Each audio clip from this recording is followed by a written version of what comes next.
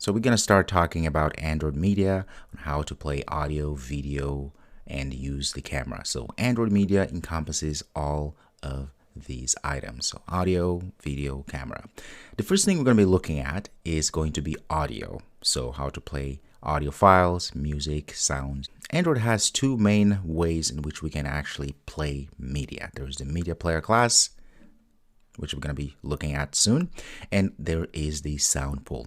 Now these two classes do the same thing per se, although there are some differences when we use sound pool as opposed to using the media player. We're going to be able to look at the differences soon, but what we're going to be looking at this point is going to be media player. All right, let's fire up our Android Studio and start putting the code together.